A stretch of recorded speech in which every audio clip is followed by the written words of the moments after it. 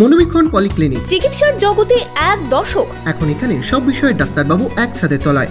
Phone করুন 7477999515 এই নম্বরে।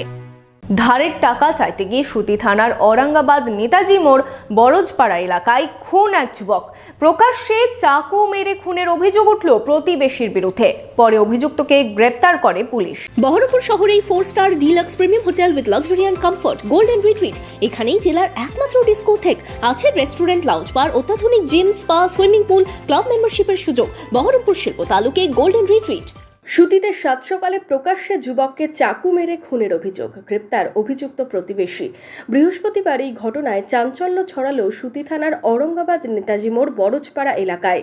জানা গেছে, বরজপাড়া এলাকার বাসিন্দা কবির শেখ প্রতিবেশী বন্ধু রেজাউল শেখকে 800 টাকা ধার দিয়েছিলেন কিছুদিন আগে। এদিন সকালে সেই টাকা চাইতে রেজাউলের বাড়িতে গিয়েছিল কবির।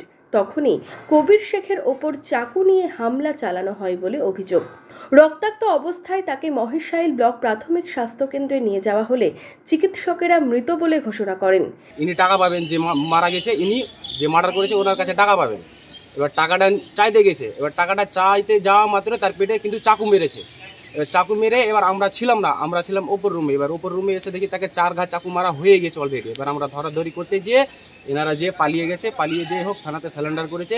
এটা কিন্তু আমাদের পূর্ণ একদম বিচারটা চাই। এটা যেরকম মার্ডার করেছে আমাদের বিচারটা একদম সম্পূর্ণ চাই।